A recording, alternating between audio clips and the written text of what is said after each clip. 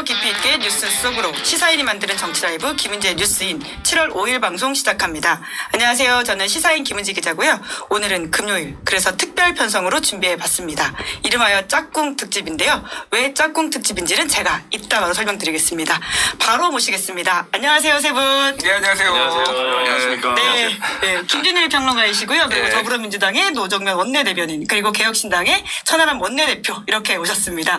세 분 이렇게 같이 모이신 건 처음이시죠? 처음이고요. 사실은 제가 이 노정면 이제 선배라고 이제 언론계 선배니까 이제 노정면 의원님을 직접 뵌 게 처음이에요, 사실. 아니 이게- 루키로 뽑아놓으셨고 처음 보신 아니, 건가요? 히스토리가 굉장히 많아요. 사실 노정면 예. 의원님하고 약간의 접점들이 몇 개가 있는데, 그러니까 뭐 그건 뒤에 좀 설명을 드리겠습니다. 굉장히 제가 좋아하는 언론계 선배이자 이제 기대하는 의원님으로 예, 그렇습니다. 근데 뵙기는 처음 뵀어요, 진짜로. 오, 예. 그러시군요. 두 예. 분도 이렇게 만나신 게 처음인가요? 저희가 사실 정작 방송을 하는 거는 처음인 것 같아요. 근데 이제 그러니까 국회 원내 활동을 하면서는 많이 뵙고 같이 운영위도 하고 있고 뭐 해서 자주 뵙는데 정작 방송을 한 거 처음인 것 같습니다. 진짜. 네. 그죠? 예. 네, 어색하지만 어색해. 점점 더 친해지는 방송으로 예전에 우리 이준석 대표랑 많이 하시지 않으셨어요? 예. 그죠? 우리 이준석 대표. 이준석 네. 대표랑은 아예 이제 고정으로 네, 프로그램을 스픽스에서. 했고 네. 지금 두 분은 자주 뵀잖아요. 저희는 뭐 친하죠. 그렇죠. 네, 네. 근데 왜 저를 가운데 낑겨놨어요? 네, 아니에요. 그 이유를 바로 말씀드리겠습니다. 저희가 바로 한 달 전에 방송을 한 바가 있는데요. 그때 윤석열 대통령이 역대급 지지율, 한국갤럽에서 22% 최저 지지율을 기록하면서 긴급하게 특별 편성 준비했었거든요. 그때 지지율 분석, 어떻게 하면 지지를 올릴 수 있냐라고 하면서 당시에 김준일 평론가가 굉장히 큰 조언들을 했습니다. 엄청난 조언을 했죠. 네. 그거 하면은 진짜 지지율 올라가죠. 엄청 올라가죠. 술 끊어라. 그리고 오늘 한 달 전에 지금 한 달 후를 예언하셨는데요. 김건희의 나라라고 하는 말을 아예 대놓고 하셨었고요. 그리고는 윤한 공멸론이 있을 것이다. 윤석열과 한동훈은 같이 공멸할 것이다. 전체적으로 다 현실이 돼가고 있어. 굉장히 많은 것들을 앞서서 이야기하셨던 방송인데요. 이제 그 방송 아마 보시는 분들 그래서 많으셨을 텐데. 자유민주주의 맞긴 맞네요. 아직 멀쩡히 이렇게 또 걸어다니고 하시는 거니까. 저희 언론의 자유를 아직 존중하는. 자유가 많이 제한되고 있지만 그래도. 예. 네, 근데 그 방송 막판에 이제 시작한 22대 국회에서 좀 눈여겨보는 정치인을 뽑아달라고 했더니 두 분을 뽑으시더라고요. 이제 그래서 한 달 정도 이제 그 정치 행보를 지켜보시고 어떻게 보셨는지 그리고 컨설팅을 좀 하셔야 되는 게 아닌가 싶어가지고 이렇게 이른바 짝꿍 특집이라는 것을 해봤습니다. 아니, 왜 뽑으셨어요? 좀 짧게 말씀드리면은 제가 진짜 몰랐는데 제가 그런 거 관심이 없는데 이 노정면 의원님이 또 같은 동문이시더라고요. 어머니 뭐 학연 이런 거 아닙니까? 그러니까 이거 근데 어쩌다 다 학연 보니까 아니에요? 다 K대야. 그래요? 몰랐어. 근데 내가 그거를 모르다가 어제 알았어. 내가 노정면에 들어가서 보다가.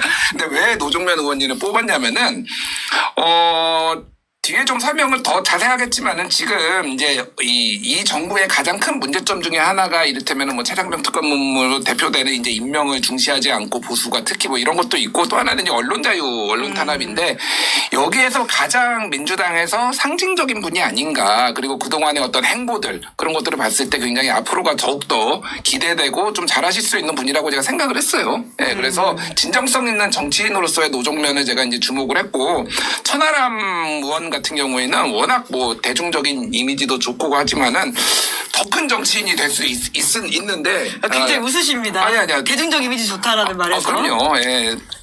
빵만으로도 이미 초토화시켰잖아, 이미. 빵 먹고 다니는 것만으로. 그래서 좀 더 조언 컨설팅을 좀 해주면 좋겠다, 이런 생각을 했습니다. 네. 오, 네. 아니, 이렇게 격찬을 하셨는데 좀 답례를 하셔야 되는 거 아닙니까? 소감?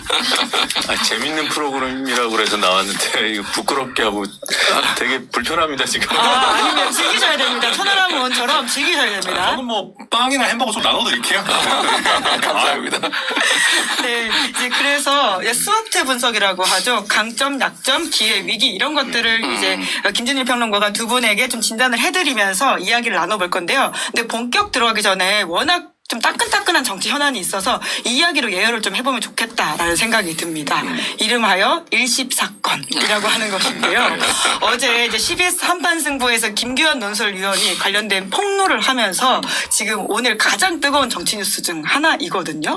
아침에 천하람 대표께서도 이야기하시는 걸 좀 봤는데 이 사건 진짜 맞죠?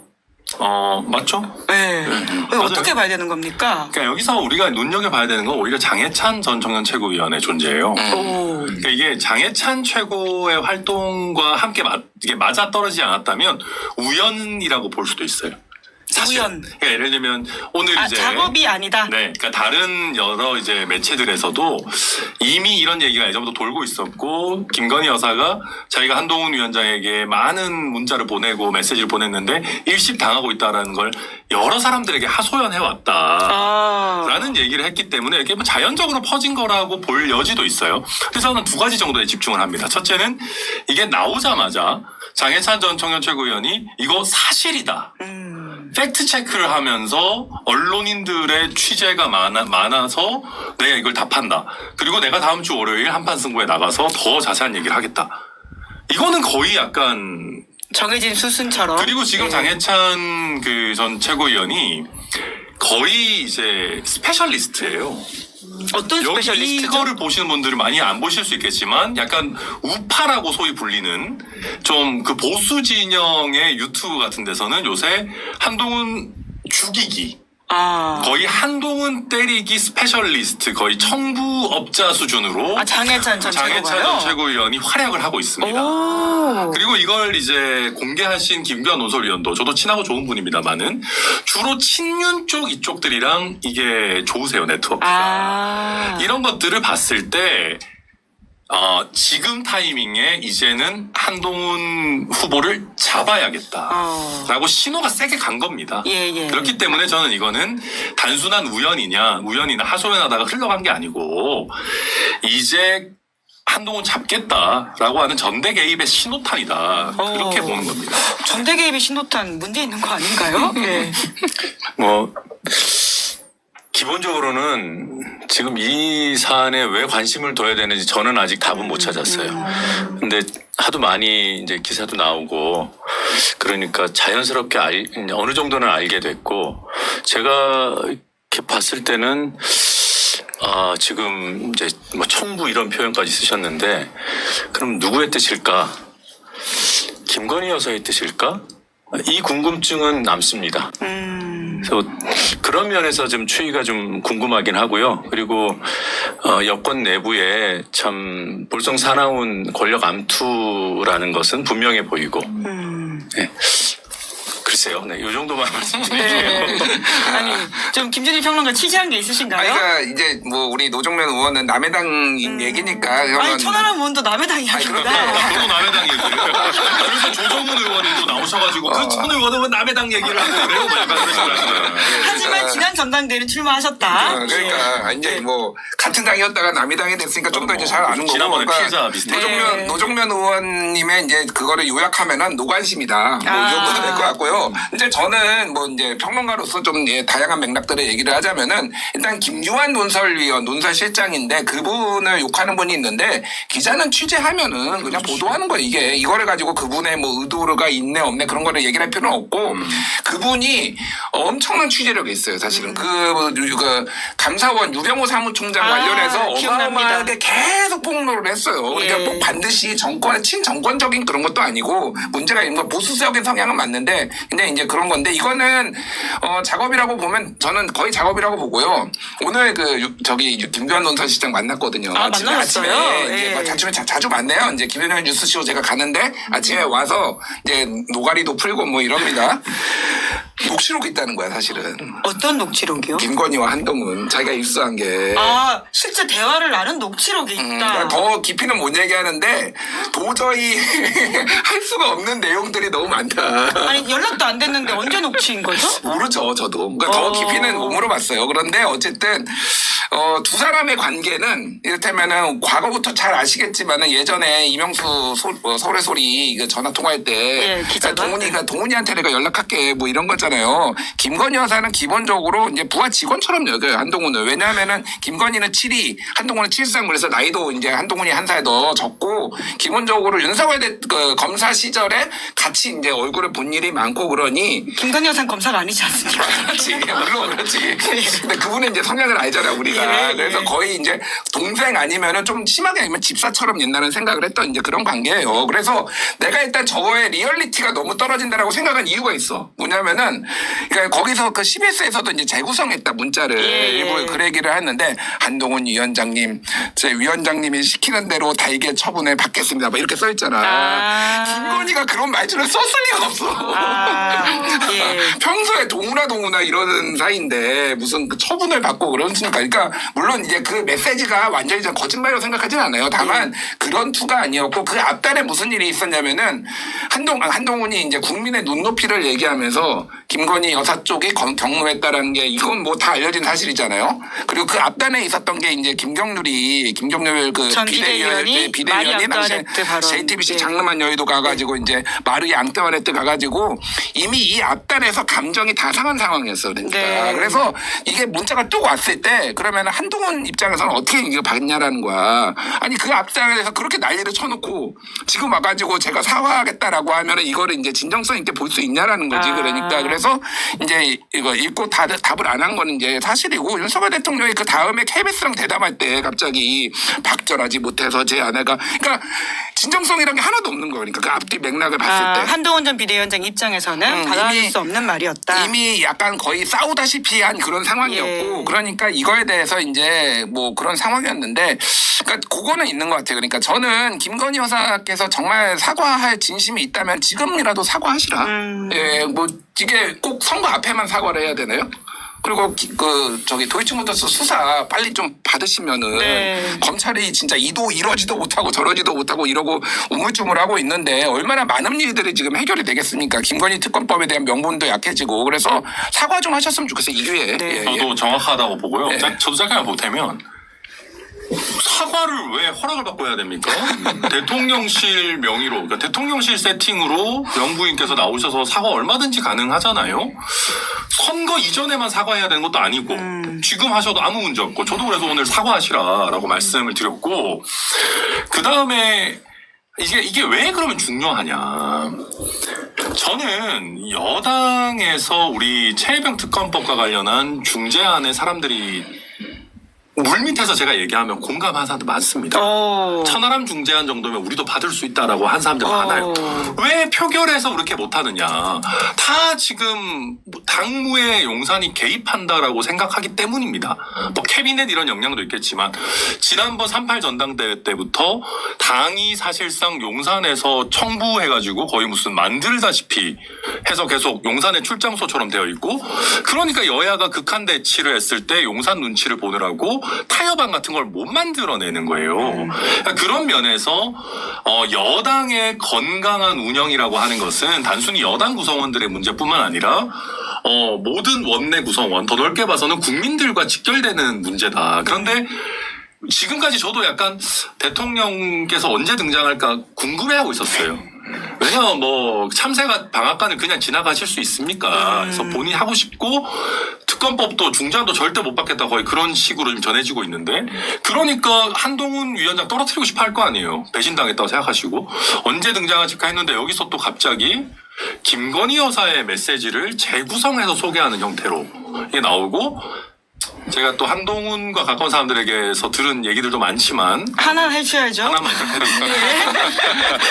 너무 유리하게 재구성됐다는 거예요. 김건희 여사한테요? 풀 텍스트를 보면 예. 왜 이걸 하면 안 되는지가 훨씬 더 길게 구구절절 사과하면 안 되는지. 왜 사과하면 안 되는지 예전에 했더니 더 시궁창으로 들어갔고 막 뭐 왜 하면 안 되는지를 잔뜩 써놓고 그래도 하라면 한다. 그럼에도 불구하고 하라면 할게 이거 누가 봐도 안 하겠다는 얘기였다는 거예요. 그래놓고 거기서 한동훈 위원장이 뭘 답을 하면 어떤 식으로 하든 또 이게 이제 불만을 얘기하든 아니면 뭐 그러세요라고 하면 내가 사과할 의향이 있다 그랬는데 왜 그러면 하지 말라 그랬냐 해서 이런 식으로 끌려갈까봐 도저히 답장하기 어려운 형태의 메시지였다라는 식의 얘기들을 친한계 분들은 좀 하신 것 같아요. 실제로 네. 한동훈 캠프에서 방송에서 재구성되었다는 문자 내용은 사실과 좀 다르다 이렇게 어제 밝히기도 했습니다.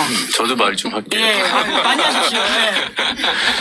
네. 조금 전에 그 해당 그 공개된 그 문구가 평소에 동훈아 그러는데 이제 존칭을 쓰고 그래서 그게 뭔가 좀 뭐 조금 손댄 느낌이 있다라고 말씀하셨지만 저는 그 문구에 손은 안 댔을 것 같아요. 편집은 했지만 그 문구를 골라낸 이유가 그 문구가 그 당시에 쓰여졌을 그 맥락이 있다. 뭐 사과하기 싫은데 그래 네가 하라면 할게. 이런 의미일 때 본인의 그런 뜻과 다른 얘기를 할 때 일종의 반어적인 표현으로 존대를 쓰지 않았을까.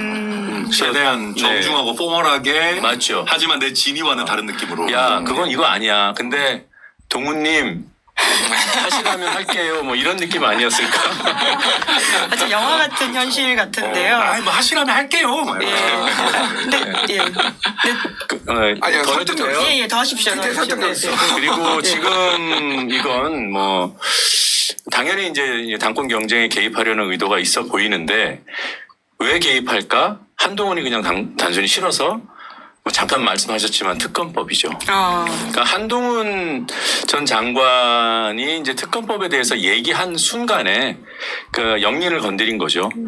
우리 당 입장에서는 그 한동훈 씨 개법이 현실성이 지금 단계로는 없다고 판단해요.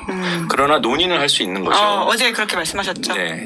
제2요구를 해온다 하더라도 예. 거부를 한다 할지라도 오히려 그때부터 새로운 그 당 리더십이 형성되어 있는 여당과 야당이 여러 가지 가능성을 놓고 논의할 수 있습니다. 그러다 보면 덜컥 어떤 합의에 이를 수가 있어요. 그런 과정에서 합의가 안 되더라도 제3안이 또 나올 수도 있습니다. 그런 경우에는 용산이 컨트롤 못한다고 저는 봐요. 최소한 수십석은 컨트롤 못한다고 봅니다. 그래서 지금 뭐 이렇게 개입한다고 해서 오히려 한동훈 장관에 대한 지지가 확산되면 됐지. 왜냐하면 워낙에 용산에 대한 평가가 나쁘기 때문에 이게 김건희 여사나 윤석열 대통령이나 혹은 그 세력의 장난질일 수 있다라고 얘기가 나오는 순간에 이미 최소한 5대5다. 영향력은. 제가 볼 때는 오히려 일반 국민들도 참여하잖아요. 그쪽에서 한동훈표가 더 나올 가능성이 큰 사안이라고 봅니다. 그래서 한동훈 대세로는 더 굳어질 수밖에 없다. 이 사안이 불거지면 불거질수록. 그래서 저는 특검법을 통과시키는데 좋은 흐름으로 가고 있다고 봅니다. 그 이야기는 이따가 조금 더 해보면 좋을 것 같습니다. 특검법 이야기는 굉장히 중요하다고 생각을 그리고요, 하는데. 예. 우리 천하람 대표님께 얘기를 조금 더 시키면 더 나올 것 같아요. 아까 하나만 얘기한다 그랬잖아요. 빵 좀 준비해 주세요. 여기서 왜 또 진행자 본능을 발휘하시는 훌륭하십니다. 맞는 말씀이에요. 예. 하나밖에 말씀 안 하셨어요. 예. 네. 너무 그래도 든든합니다. 우린 또 스와트 분석을 또 했기 때문에. 빵 있어요. 빵 드리고. 저희 이런 방송입니다. 직성에서. 네, 하나 더 들으시죠. 네. 하나 더 하셔야 될 것 같은데요. 하나 이렇게 더요. 지금 노정근 의원께서 진행을 해주셨는데. 하나만 더 얘기, 사소한 거 하나만 더 말씀드리자면은 이거에 대해서 한동훈 후보 쪽에서 이걸 어떻게 대응해야 될지 지금 골머리를 싸고 있어요. 왜냐하면은 본인들은 반박하고 싶고 하고 싶은 게 천진데 이 프레임에 계속 들어가는 게 부담인 거예요. 계속 반윤, 전륜 프레임이 확산되는 게 부담이고 그래서 거기서도 이 보도가 어젯밤에 나오자마자 첫 마디가 이거 김건희 여사 전대 개입 아니야? 이렇게 격앙이 됐었는데 그 얘기를 못 하고 있었다는 거예요. 그래서 천하람 대표께서. 근데 이거는 제가 그걸 받아서 청부로 뭐 제가 하고 이런 게 아니고 평론 청부. 평론 청부 이런 거 전혀 아니고요. 제가 저는 제 의견으로 아침에 가서 저도 아니 이거는 내가 봤을 때 김건희 여사 전대 개입입니다 하니까 고맙다고. 우리가 이 얘기 진짜 하고 싶었는데 할 수가 없었는데 역시 천하람 뭐 평론 기가 막힌다. 이게 그런 분위기다. 네, 잠깐 전해드렸습니다. 예. 저한테도 고마워하라고 해주세요. 훌륭하십니다. 노정근 의원님. 이미 민주당의원들과 그런 얘기를 하고 있고요. 예. 방송에 나가면 또 이런 얘기 또 할게요. 한동훈 전 장관님 듣고 계시죠? 그러니까 저희가 이렇게 열심히 판 깔아드릴 테니까 미루지 마시고 빨리 특검법 최상병 특검. 특검법 천하람 중재안이든 뭐 한동훈 아니든 조국 아니든 뭐 다 좋으니까 빨리 좀 뭐든 합시다 제발 좀. 예. 근데 이거 이제 영상 요 부분만 따가지고 또 한동훈이 좌파들이 미는 한동훈 뭐 이런 걸로 이제 막 짤 돌고 그래. 천하람 의원은 좌파가. 아니 그런 게 아니라 아니 실제로 뭐 피해를 보는 대상이 원희룡이든 나경원이든 윤상현 후보든 간에 이런 식으로 여당의 전당대회 용산이 막 너무 개입하는 거 안 일단 되는 좀 거죠. 드세요. 예. 많이 자르시면 안 되니까. 얘기는 제가 할게요. 혹시 더 이야기할 수도 있는데. 아니에요. 네, 나중에 또 듣죠. 자, 스와트 분석으로 들어가자라고 하는 시그널을 주신 것 같습니다. 예, 스와트 분석 하고 싶어서. 왜냐하면 예. 김준일 평론가 굉장히 잘 준비해 오셨거든요. 이 두 정치인의 미래와 현재와 이런 것들을 다 짚어볼 수 있는 지점들이 있어서 고민을 많이 했어요. 사실은. 예. 예, 제가 농담이 아니라. 예, 예. 저도 받아보고 되게 재밌다라고 생각했는데 이제 스와트라고 하는 게 S가 이제 강점, W가 이제 약점, 그리고 O가 기회, 그리고 T가 위협이라고 해서 그렇죠. 이분들의 정치적인 어떤 여러 가지들을 맞아요. 짚어주신다라고 하는 그러니까 건데. 조금만 설명드리면 예. 이제 강점 약점은 본인 캐릭터의 고유한 강점 약점인 거고 기회 위협은 외부에서 그러니까 네. 내가 컨트롤할 수 없는 외부 상황을 이제 얘기를 하는 거죠. 그러니까 예. 네, 그럼 노정면 의원님 것부터 한번 뜯어볼까요? 자, 천하람 대표가 뭘 예, 뜯을까요? 예, S부터 S부터. 가야 될 것 같습니다. 예. strengths. 오, 영어를 예. 미리 이제 김준일 평론가 주신 내용을 제가 적어놨습니다. 예. 제가 이제 천하람이 아니라 이거는 노종면 예. 의원. 노정면 의원 옆에 해주시면 그래요. 예. 노종면 의원 그냥 자기 건데. 거 자기가 들면 안 돼요. 자, 젠트람. 그러니까 젠트람과 탄압서사 그리고 전문성 뭐 요 세 가지를 제가 이제 했어요. 그러니까 젠트람 같은 경우에는 뭐 제가 사실 제가 좀 직설적으로 얘기하면은 얼굴 굉장히 잘생겼잖아요. 네.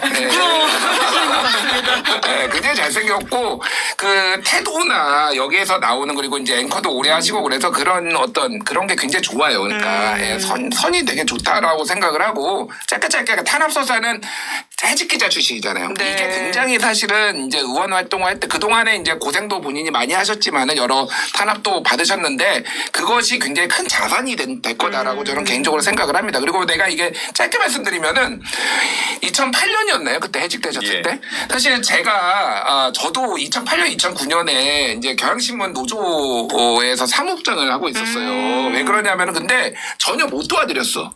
왜냐면 그때 경향신문 월급이 안 나오기 시작해가지고 아이고. 그래서 이제 회사 일을 해결을 하느라고 그래서 제가 약간 그 연대는 못했다. 마음의 빚이 있는 건데 밖에 나가서 집회도 해야 되는데 지금 회사가 망하게 생겼는데 경향신문이 그래서 그때 사장 교체하고 막 그랬어요. 노조 주도로 그래서 항상 마음의 빚이 좀 항상 있었다 제가.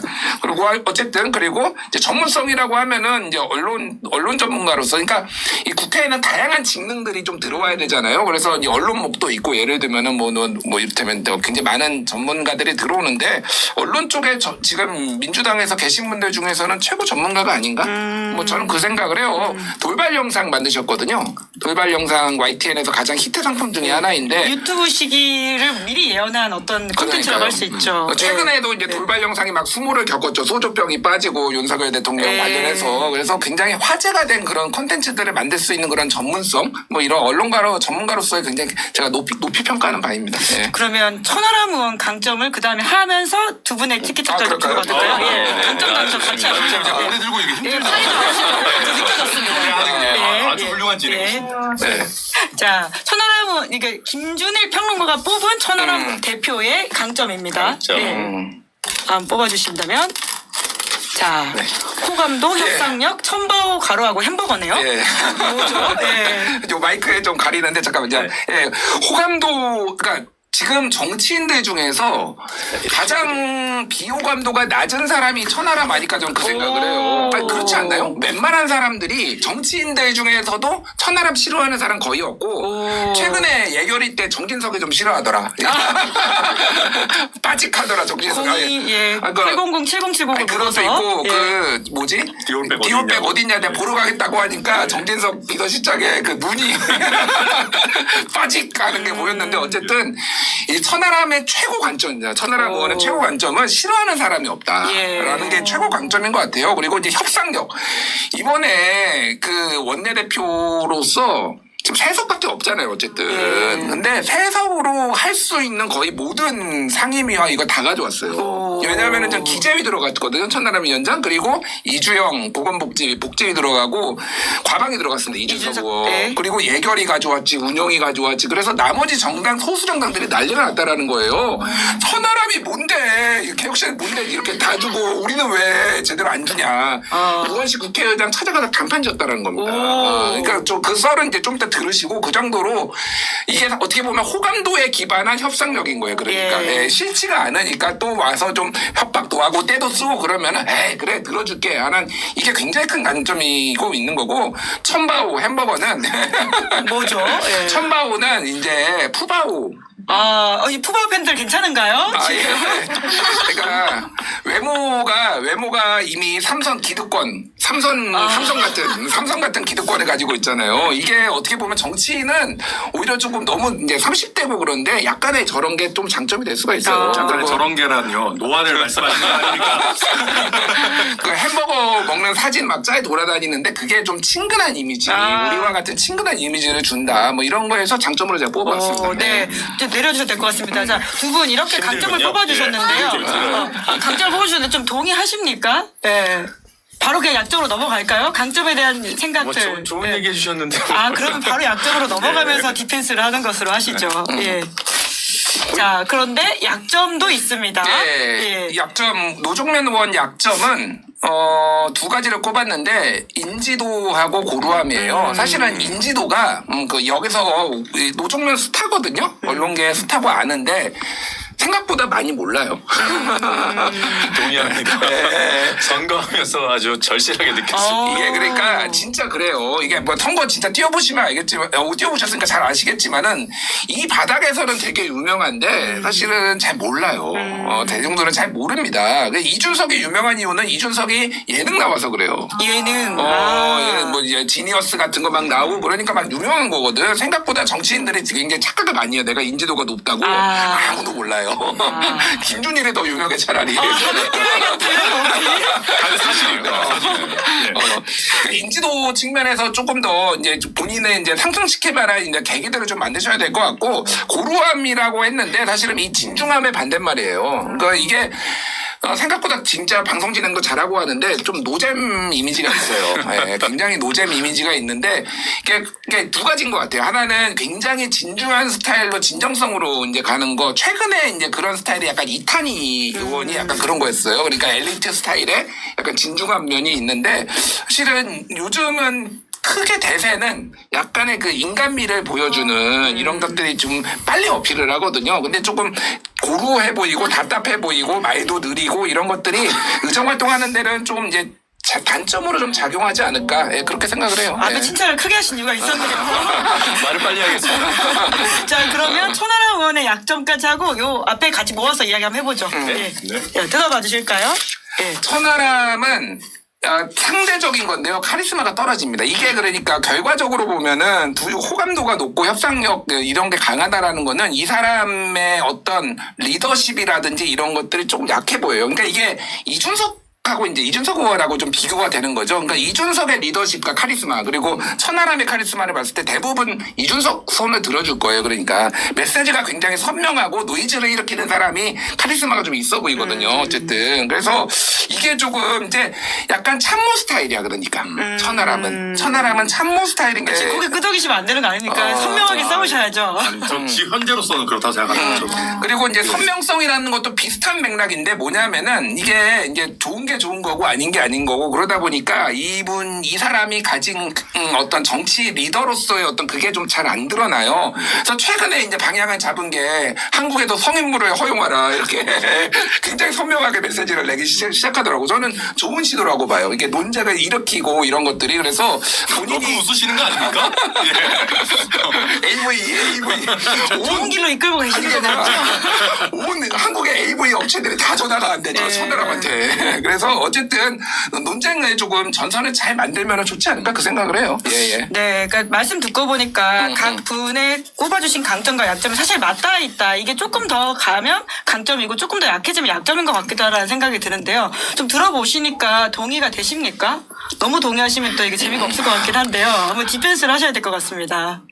뭐 젠틀하다고 좋다 그러더니 고루하다고. 이거 뭐 이연령 비연령이구만 이거. 네. 아니 거기서 신뢰도가 확 떨어졌어요. 하나 가지고 좋다 그러고 나쁘다 그러니까 감사합니다. 네. 제가 좀 재미가 없어요. 노잼 맞고요. 고루한 것도 맞아요. 그래서 이걸 어떻게 극복해야 할까. 그래서 오늘 좋은 조언을 해주실 거라 믿고 네. 있습니다. 뒤에 사실 기회와 위협 요소가 있긴 한데 아까 이제 그 천하람 대표 같은 경우에는 이제 협상력을 강점으로 꼽아주시면서 실제로 이번 원내 협상 되게 잘했다 이렇게 평가하셨거든요. 진짜 어떻게 하셨길래 아니, 그거는 그래요? 뭐, 그러니까 제가 뭐 잘했다기보다 상황이 되게 좋았고, 그냥 약간 이제 우원식 의장님께 그 노원 같이 출신이니까 이준석 대표랑 노원의 정도 이제 얘기하면서 지연이었어요. 예, 그리고 지연이었죠. 지연이었고. 이준석의 지연? 예, 그렇죠. 그거까지 뭐 끌고 와가지고 이제 어떻게든 했고, 플러스로 사실은 저희가 좀 얘기를 드린 게,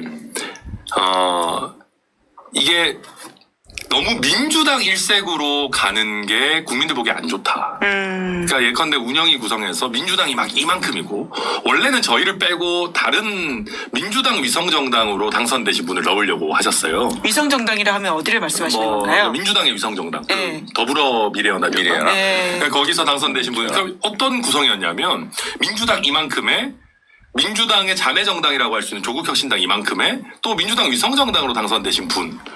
그래서 제가 그랬어요. 아니 민주당 출신 아닌 사람은 뭐 서로 살겠냐. 이런 식이면은 우리도 국민의힘 저기 하는데 옆에 가가지고 이거 할 수밖에 없다. 그러니까 이제 우원식 의장님 입장에서도 그리고 또 말씀드렸어요. 그렇게 하는 것보다 천하람 이준석 같은 사람이 우정이 가서 싸우면 얄밉게 더 잘 싸우게 잘 싸우고 그리고 이제 이게 그럼 안 좋다 보기에 국민들 보기에 안 좋고 그리고 우리까지 본회의 보이콧에 동참해버리면 네. 이거는 국민의힘 혼자 약간 이렇게 문제를 일으키는 스토리에서 이게 벗어나게 된다. 그래서 조금 읍소도 드리고 이렇게 이제 약간 말씀도 드려가지고 잘 됐죠. 협상력, 설득력, 훌륭하시네요, 진짜. 네. 그렇게 그런데 해서 약간 얻은 결과면은 협상의 결과죠. 협박의 결과이기도 하고. 제가 감히 어떻게 잘한다. 우리 입법부의 대장이신 의장님을 네. 협박하겠습니다. 카리스마 선명성이 부족하다고 했는데 카리스마까지 있는 거 아닌가요? 예. 그러면? 아니요. 네. 제가 협박을 이거는 잘한다. 저가 스스로 생각하던 위크니스랑 되게 비슷한 게, 호감도가 높다라는 얘기는 제가 어지간해서는 정치인들을 만나거나 방송에 나가서도 화를 잘 내지 않습니다. 근데 그게 그 국민들께서 보였을 때는 내 삶에 화가 나는 지점들이 이렇게 많고 정치를 봐도 화가 나는 게 이렇게 많은데 왜 천하람이는 항상 천하태평하지? 왜 웃고 다니지? 그게 사실은 왜 내 삶의 불만들을 제대로 선명하게 대변하지 않지라는 약점으로 올 수 있어요. 그래서 저도 요새는 그렇다고 제가 갑자기 인격 파탄 모드로 막 이럴 건 아니지만 원희룡처럼 막 그럴 건 아니지만 정말 명분 있고 공의로운 어떤 정의로운 화 같은 거는 좀 내야 되겠다. 제가 그걸 약간 좀 젠틀하게 저도 이렇게 관리하는 면이 있거든요. 그래서 그 본 모습을 드러내겠다. 네, 저도 최근에는 제가 그 임성근 사단장이 군인은 언제든지 죽어줄 준비가 있어야 해서 저도 그런 그래서 그냥 존재라고 있죠. 네, 저도 그래서 그냥 빡쳐서 이게 네. 미친 소리 아니냐 막 네. 그랬어요. 그래서 저희 방 보좌진들한테 혼났어요. 이렇게 막 너무 선명한 메시지를 그렇게 하는 거는 좀 예. 아닌 것 같다 했는데 저는 오히려 좀 그런 게 천하람에게도 필요한 거 아니냐. 그리고 그런 것들이 트레이닝이 돼야 저는 지금 당장 이준석 대표나 저를 비교하는 거는 저는 뭐 리더십 포지션에 있는 사람이 아니기 때문에 좀 이르지만은 좀 그런 약점을 보완하는 노력은 필요하다라고 저는 생각합니다. 굉장히 좋은 정확한 지적이라고 생각해요. 지금은 비교하면 안 된다는 말씀에는 곧 비교할 시점이 온다. 기다려라. 내가 이래서 정치인들을 싫어요. 너무 많은 행간을 일으키셔가지고. 같은 정신 아니신가요? 아까 그 리더십 얘기할 때 표정이 살짝 변했어요. 그 화면을 지금 시청하고 계신 여러분 돌려보기로 확인해 보시기 바랍니다. 여기 진행 본능 이거 어떻게 할 거예요? 돌발 영상 출신이셔가지고 여기 이상한 빠지고. 거를 예, 바로 잡으셨습니다. 아까 강점에서 또 노정면 의원 관련해서는 이 탄압서사 전문성이라는 이야기를 해주셨는데 이게 언론 자유의 가장 이제 상징적인 존재이기도 하지 않습니까? 그러니까 탄압받는 전문가는 안 되는 거죠. 이거 너무 슬픈 이게 이야기인 것 제가 같습니다. 이렇게 예. 농담을 하려고 하면 뭐가 자꾸 삑사리 약간 그냥 진중 모드로 가고 고르는 게 낫겠습니다. 진짜. 예. 아니 근데 특히나 어제 이제 이준석 방통위원장 후보자가 나오면서 또 관련해서는 또 노정면 의원이 이렇게 논평을 낸 것도 많이 봤거든요. 네. 그러니까 이 부분에 있어서의 강점은 더욱더 좀 더 빛날 수 있지 않을까 싶은데 어제 인사 어떻게 보셨는지 좀 이야기 나누면서 다음으로 넘어가면 될 것 같습니다. 어제 논평 제목이 사람이 그렇게 없습니까? 논평할 가치도 없다. 이거였거든요. 진심으로 그렇게 생각합니다. 그런데 알려야 되잖아요. 어떤 인물인지. 우리는 다 아는데. 그래서 할 수 없이 논평을 했어요. 이진숙이라는 분이 과거에 어떤 일을 했는지 노조를 탄압하고 노조를 감시하는 스파이웨어를 심어서 문제가 되고 그리고 또 세월호 그 참사 때 네. MBC가 욕을 많이 먹었거든요. 그게 그냥 단순히 그 당일날 그 전원 구조 5분만 한 것이 아니라 그 이후에 일어났던 여러 가지 그 보도 접근 방향들이 굉장히 왜곡돼 있었어요. 근데 네. 그때 보도 본부장이었거든요. 그런 책임들 그리고 그분의 그 사고가 사상적인 어떤 지향점이 본인의 SNS에 다 드러나 있습니다. 어떤 글에 좋아요를 누르고 어떤 글에 댓글로 동의를 하고 본인은 또 어떤 글을 올렸는지 제가 볼 때는 극우에서도 굉장히 비뚤어진 시각을 갖고 있다고 평가할 만해요. 네. 근데 그런 분이 대통령하고 같은 방향을 가지고 중요한 기관에 장을 한다. 그건 대통령이 그런 생각을 갖고 있다. 그래서 제가 볼 때는 대통령께서 음모론에 심취해 있다는 그런 의혹을 받잖아요. 그게 사실이라는 또 하나의 판단 근거가 드러났다고 봅니다. 네. 어제 그 부분 저희가 또 윤창현 노조위원장과 장윤성 기자, 박준 변호사랑 또 깊이 다뤘었는데요. 그 에피소드를 보시는 것도 좋겠다라는 생각이 들긴 합니다. 관련해서 그만 얘기하라는 얘기죠. 아닙니다. 왜냐면 손아섭 의원님께서 빨리 가셔야 된다 이런 이야기를 하셔가지고 예 제가 이제 뒤에 또 중요한 O와 그리고 T 부분이 남아 있어서 살짝 넘어가 보려고 합니다. 네? 다들 너무 선수셔가지고 이렇게 말을 꺼내면 바로 의도를 알아차리시네요. 자 뒤에 O와 T 부분 넘어가 볼까요? 네. 네. 네. 뭐 이건 아주 심플해요. 그러니까 노종면 의원의 이제 기회는 과방이라는 겁니다. 그러니까 여기 이번 국회에서 가장 주목도가 높은 데가 이제 법사위랑 과방인데 법사위보다 저는 오히려 과방위가 더 이제 뭐라고 해야 될까요? 이제 이 개개인이 이렇게 활약하기에는 과방위가 더 그럴 거예요. 그러니까 이거는 앞으로 남은 3년 동안 전쟁터가 될 거예요. 법사위도 전쟁터지만 3년이나요? 예. 법사위는 너무 정성래 위원장님이 스포트라이트 너무 이렇게 또 가져가시기 때문에. 그런데 예. 여기는 이제 다양한 분들이 좀 계시고 다 맛이 달라요. 그러니까 이게 보는 맛이 달라니까 저기 위원장부터 해가지고 김현 의원에서 이제 노종면 의원까지 이제 다 달라서 그리고 이준석도 이제 들어가 있잖아요. 여기가 그러니까 약간 정치 셀럽들도 많이 있어요. 그러니까 네. 정치인들 중에서 관심 받는 분들이 많이 있기 때문에 이게 굉장히 큰 노조 아까 인지도가 생각보다 높지 않을 수도 있다라고 말씀드렸는데 굉장히 앞으로 기회가 굉장히 많이 될 거다라는 거고 이제 그냥 윤석열입니다. 예, 기회는 윤석열이다. 기회가 윤석열인 건 뭔가요? 우리 모두의 기회 아닌가요? 모두의 기회죠. 시사인의 기회이기도 하지. 이렇게 빠른 시간 내에 네, 거의 열심히. 40만 명 지금 진짜. 막, 엄청나죠. 예, 엄청난 거예요. 그러니까 이게 언론 탄압을 멈추지 않을 거예요. 약간 약간 미친 짓들을 많이 할 거기 때문에 이게 이제 국가적으로는 굉장히 불행인데 거기에서 이제 노종면 의원님의 왜냐하면은 탄압받을 때 본인이 저항하고 어떻게 싸워야 되는지를 굉장히 잘하시는 분이잖아요. 노종면 의원께서는. 그래서 그런 부분에서는 굉장히 큰 장점이 될 거다. 예. 네. 그리고 위협도 뜯어볼까요? 윤석열 대통령 기다리세요. 성적 보고 굉장히 우아하게 하셨습니다. 조금 더 길게 해주셔야 쇼치가 만들어지는데요. 길게, 세게. 넘어가세요. 네. 그러니까 위협은 이제 진영 논리, 이재명, 팬덤 정치 이렇게 얘기를 했는데 좀 비슷한 맥락이긴 해요. 그런데 이제 진영 논리가 이게 뭐냐면은 윤석열 정부의 탄압받고 윤석열 정부가 말도 안 되는 얘기들을 이제 하는 것들 이런 것들에 대해서 이제 대척점에 섰을 때는 굉장히 이게 빛이 난단 말이에요. 근데 이게 이제 진영 논리로 들어가기 시작하면 굉장히 어려운 문제가 좀 생길 것 같아요. 왜 그러냐면은 예를 들면 이런 겁니다. 그러니까 우리 노종면 이재명 대표의 이제 애완견 발언을 가지고 이제 여러 가지 논점들이 생겼고 이제 노종면 의원께서도 이제 말씀하셨고 저는 이제 한겨레 칼럼도 제가 이제 썼고 막 그랬단 말이에요. 그러니까 약간의 이제 이 노종면이라는 사람의 이미지는 아무리 어떤 일이 있어도 할 말을 하는 약간 이런 사람의 이미지가 굉장히 컸는데 이게 이제 사람들의 중도층에서 보기에 이 사람도 민주당 들어가니까 진영의 파이터로 있네. 약간 이게 됐을 때 굉장히 좀 이미지에 타격을 입을 가능성이 있다라는 거예요. 옛날에 이제 조국 사태 때 이런 거죠. 그러니까 저기 우리 지금 그만두신 표창원 의원께서 너무 괴로워하셨잖아요. 그러니까 조국 사태가 벌어졌을 때 나중에 이제 근데 이제 이게 표창원이라는 사람의 정치인 본이 거의 그만두셨지만 의원을 그만뒀는데 이게 어떤 그런 중립적인 이미지가 상당히 이제 많이 훼손됐다라는 거예요.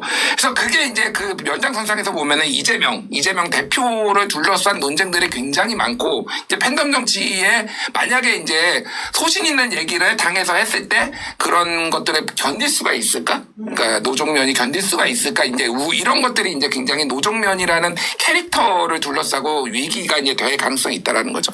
예, 하실 말씀이 많으실 것 같은데요. 천하람 의원 것까지 보고 같이 이야기를 나눠보시죠. 네. 예.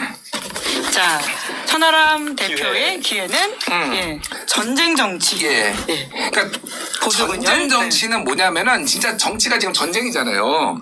그래서 모두가 다 이제 동원돼가지고 콜로세움에서 구경하고 있고 싸움하고 있지만 이 전쟁이 종식되기를 원하는 분들이 있어요. 이거 좀 적당히 하자라고 했을 때 가장 중간에서 활약을 잘할 수 있는 게 천하람 같은 아까 얘기했지만 협상력이 있고 호감도가 높고 그래서 천하람 중재안 내는 게 아직 받아들여지진 않았지만은 최상병 특검 안에서 계속 얘기가 나오고 있잖아요. 천하람 중재안도 대안이 될 수 있다라는 거예요. 기회가 될 수 있다. 굉장히 네. 지금 상황 자체가 그 작은 정당임에도 불구하고 또 하나는 이제 보수 분열은 뭐냐면은 특히 선거 때가 되면은 결국은 이게 이제 우리나라 같은 소선거구제에서는 얼마나 이제 뭉치느냐예요. 그러면은 이 세석이 한 30석 50석 같은 느낌이 될 거예요. 그러니까.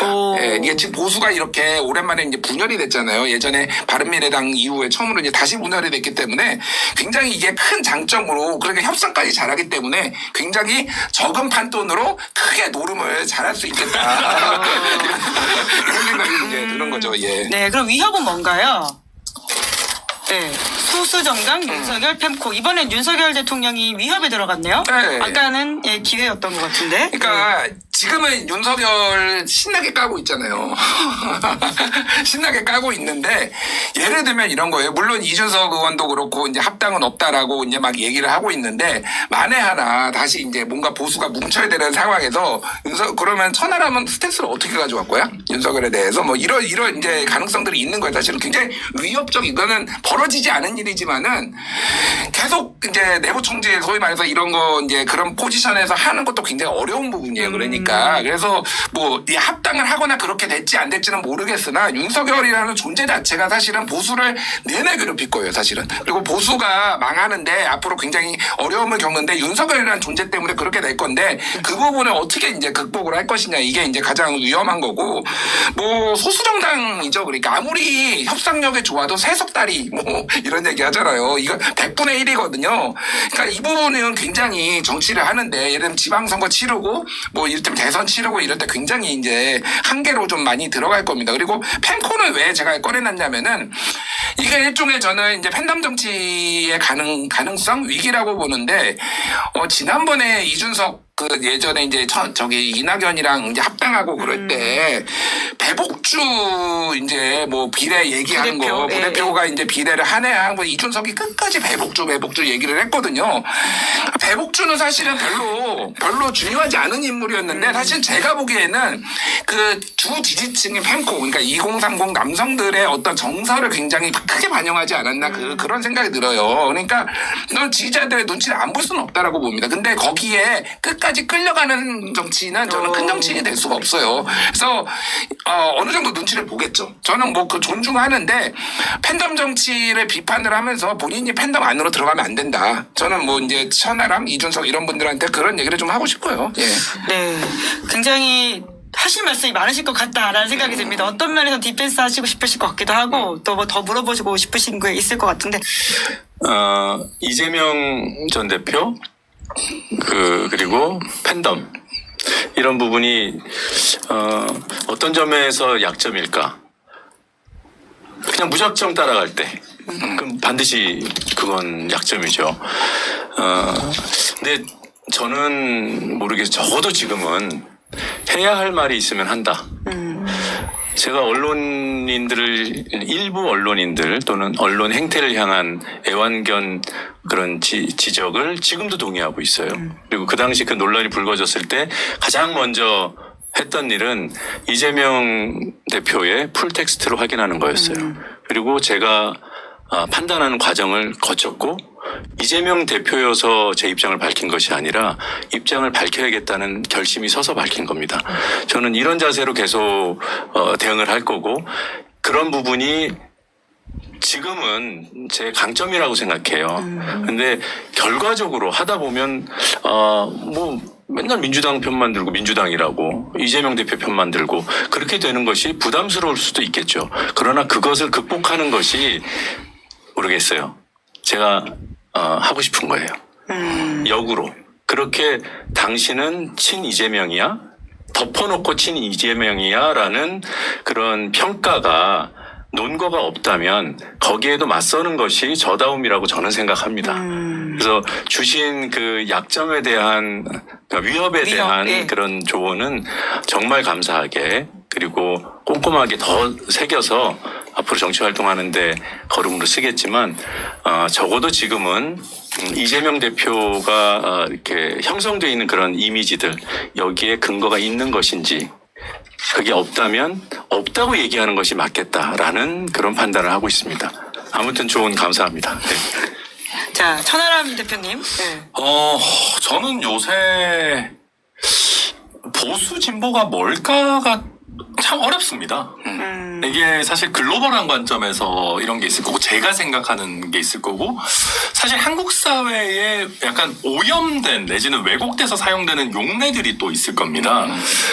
이게 굉장히 어려운 문제지만은 이제는 더불어민주당을 가지고 진보 정당이라고 이야기하는 것이 사실 굉장히 좀 새삼스러운 이게 맞는 건가라는 생각이 들고 반대로 국민의힘이 과연 보수 정당인가에 대해서도 굉장히 좀 의아한 뭐 단순히 최상병 특검이나 안보의 문제뿐만 아니라 뭐 여러 가지 경제 정책을 운영하거나 하는 면에서도 의구심이 드는 지점들이 많이 있습니다. 그래서 저희는 보수 정당이다라고 개혁신당을 이야기하는 거에 대해서 굉장히 큰 걱정을 가지고 있는 것이 이게 우리가 생각하는 굉장히 좋은 형태의 이상적인 형태가 아니라 이게 되게 왜곡되어 있거나 아니면 최악의 경우에 국민의힘 이중대 같은 느낌을 줍니다. 그래서 저희는 그리고 이준석, 천하람, 허은하의 당이기도 하지만 뭐 이원욱, 조응천, 양양자, 양정숙 뭐 등등 다양한 뭐 류호정, 금태섭 여러 어떤 류호정 스펙트럼이 의원님 아직 계시나요? 있어요. 저 얼마 전에 같이 식사도 하고 그랬는데 예. 여튼 그렇기 때문에 이게 이제 저희는 늘 그래서 누구와 정치 연대 뭐 정치공학적으로 연대하고 뭐 하고 막 이런 생각을 하기보다는 깃발을 잘 세워야겠다 우리만의. 저는 조국 혁신당이 이번에 총선에서 캠페인을 하는 걸 보면서 굉장히 저는 참 뛰어났다라고 생각했습니다. 어떤 점이요? 뭔가 참 굉장히 국민들께 명확한 비전과 메시지 어떤 선명한 어떤 그런 당의 방향성 같은 것들을 저는 굉장히 잘 보여줬다고 생각합니다. 그걸 총선 이후에 잘 실현하고 있느냐는 좀 다른 문제지만은 그래서 저는 저희 개혁신당도 뭔가 어떤 시대를 관통하는 저희가 정체성을 만들면 거기에 동의하는 분들이 저희한테 붙는 거는 뭐 별 문제지만 저희 지난번 총선 때 정치공학적으로 막 국민의힘 사람들 막 떨어진 산을 나락 죽겠다 뭐 이낙연 대표 막 이렇게 해가지고 하겠다 정치공학적으로 접근하니까 망하더라고요. 그래서 저희는 저희가 깃발을 잘 세우는 걸 어떻게 할까를 늘 고민하고 있습니다 요새는. 네. 위험 요소를 말씀드리니까 두 분이 굉장히 차분해지셨다라고 기분이 좀 드는데 조심스럽게 반론을 하고 계신다라는 생각이 듭니다. 맞아. 펜코 이런 거 저희 늘 그렇게 생각합니다. 저희도 제가 얼마 전에 그런 얘기 했었거든요. 저희 이제 11월 그때 그 저희가 천하용인 대구 토크 콘서트 했었어요. 네. 그때 제가 했던 게 우리 좀 표현이 그렇지만 우리 개딸이 되지 말자 그랬어요.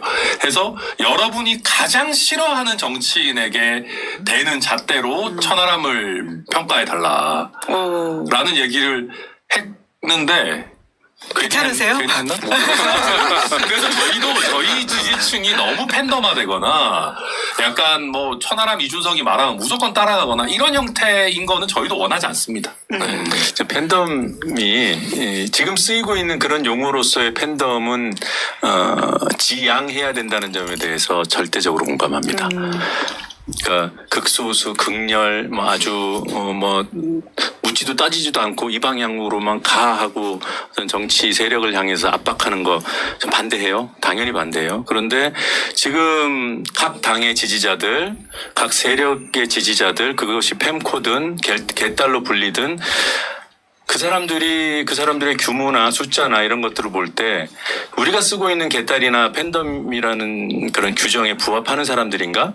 혹시나 일부의 그런 부적절한 흐름을 너무 과대해서 일반화하는 것은 아닌가? 과거에는 지금 사례로 들고 있는 그런 것들이 정말 없었나? 찾아보니까 다 있더라고요. 아주 오래전부터 아주 극렬한 지지자들은 있었어요. 근데 거기에 그것을 어떻게 읽어내느냐가 정치 세력과 정치인의 능력 아닐까. 저는 이 말씀을 꼭 드리고 싶어요. 네. 그러니까 두 분의 스와트 분석이지만 사실 정치 전반에 대한 이야기를 결국 가닿는다라는 생각이 예. 드는데요. 이 얘기 해야 돼. 예. 닮은 골 정치. 그 이야기 지금 제가 넘어가려고 했습니다. 그 진행자가 여러분이셔가지고 지금 자 끝으로 이제 굉장히 깨알같이 찾아온 게 있으시더라고요. 이거는 시키지 않았는데 내가 한 거야. 그러니까요. 예. 심지어 닮은 꼴 정치인이 어떤 의미죠? 그러니까 뭐 외모가 닮았다 뭐 이런 거보다는 약간 그 사람의 성품이나 정치 스타일이나 이런 게 이런 분하고 조금 유사성이 있다 정도로 이해해주면 꼭 그분을 뭐 지향하거나 그런 거는 본인들이 막 그렇게 생각하지 않으실 거예요. 그래서 저희가 천하람 원내대표는 두 분을 꼽았어요. 진보에서 하나, 보수에서 하나. 예. 민주당 쪽에서는 문희상. 예, 전 국회의장. 예, 문희상 예. 전 국회의장 예. 그리고 보수정당에서는 국민의힘 김성태. 전 원내대표. 자, 혼수성태. 네, 혼수성태.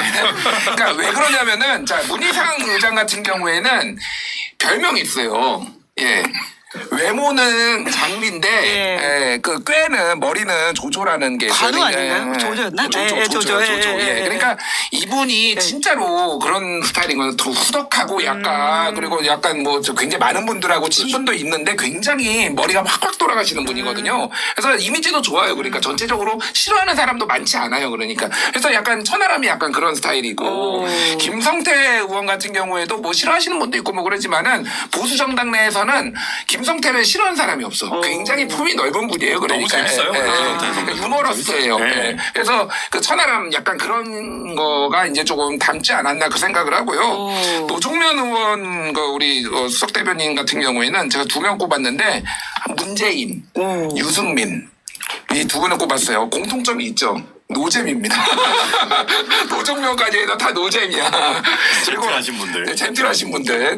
태도 바르고. 근데 이제 또 하나 제가 문재인 대통령하고 닮은 점이 뭐라고 했냐면은 사실은 정치를 하려고 했던 분이 아니라 약간 숙명처럼 끌려온 분이 본인이 얘기했잖아요. 그거 운명이다. 약간 노정면 의원도 약간 그런 거거든요. 본인이 뭐 처음부터 이게 정치를 하려고 했겠습니까? 이게 뭐 탄압받고 막 이러면서 사실은 이제 본인이 이제 정치 길로 왔으니까 이런 어떤 유사성이 있는 것 같아요. 유승민 의원 같은 경우에도 굉장히 이제 바른 꼿꼿한 이미지가 있잖아요. 그래서 그런 분들하고 좀 유사성이 있지 않나 뭐 이렇게 했습니다. 너무 기분 나빠하지 마시고요. 아유, 이거 너무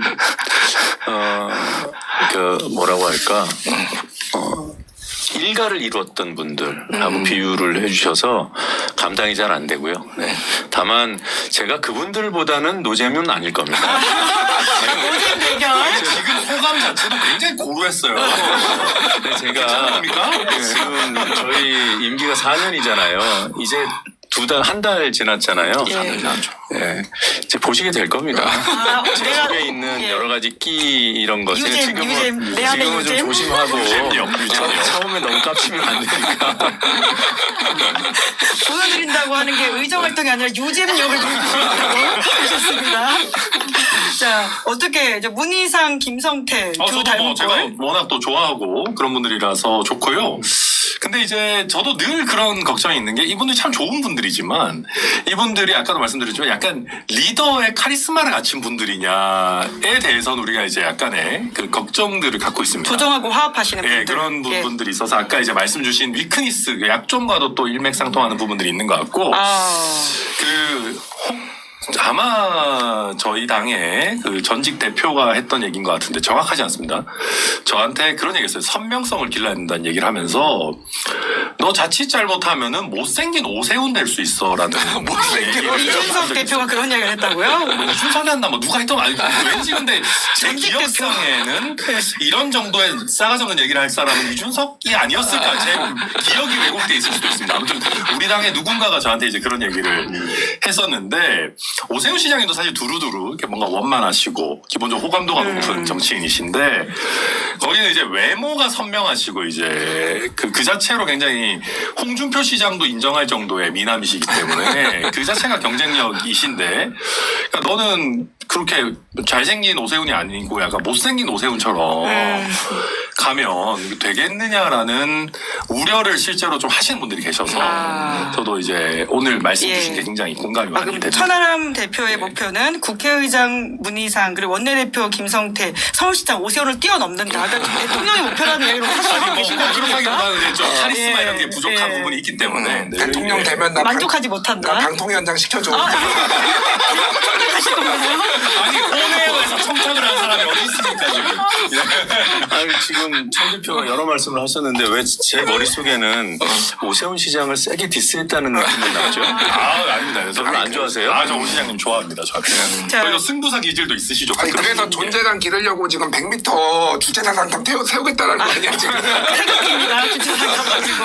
자, 시간 마무리상 이제 좀 이제 정리를 해야 될 것 같은데요. 그래도 두 분이 오늘 오셔가지고 어땠는지 좀 본인의 소감과 뭐 정치적 목표 뭐 이런 것들을 이야기해 주시면 어떨까라는 생각이 드는데요. 사실 저희가 현안 이야기를 많이 다뤘지만 또 인물을 또 이렇게 깊이 있게 다뤄본 거는 굉장히 오랜만이거든요. 그래서 저희 구독자분들도 되게 새롭고 신기하게 이야기를 들었을 거라는 생각이 듭니다.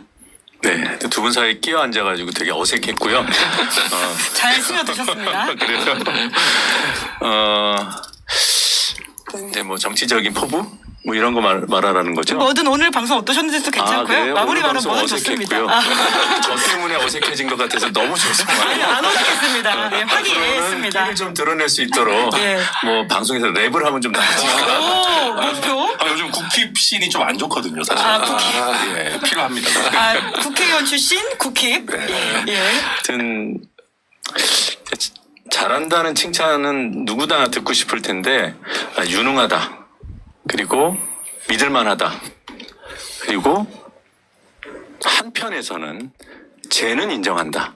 이런 평가를 들으면 좋겠다 이런 생각하고 있습니다. 네. 네. 자, 저희 오늘 해봤던 모든 얘기와 반대되게 일단은 저는 저의 강점을 잘 살려보도록 하겠습니다. 햄버거도 맛깔나게 먹고 실제로 맛있게 드신 거잖아요. 일부러 맛있게 먹은 게 아니라. 일부러 먹죠. 예, 연출이 예, 아니라 예. 저는 평상시에 늘 맛있게 예. 먹습니다.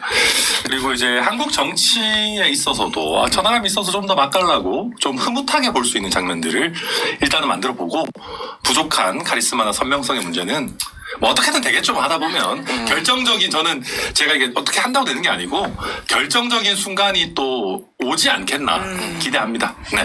천하람의 야심을 드러내는 마지막 멘트였습니다. 김대일 평론가 오늘 정말 준비 잘해주셨는데요. 예, 예. 저 마무리 멘트 아니 부탁드립니다. 뭐 짧게 할게요. 그냥 두 분 배워서 너무 감사드리고 나와주셔서 감사드리고 저는 제 눈이 틀리지 않았으면 두 분이 증명하셨으면 좋겠다. 뭐 이 말씀 드리겠습니다. 예. 최고의 덕담과 감시의 이야기라는 생각이 듭니다. 오늘 세 분 수고 많으셨습니다. 고맙습니다. 예, 감사합니다. 네, 김은지 뉴스인 7월 5일 준비한 방송 여기까지고.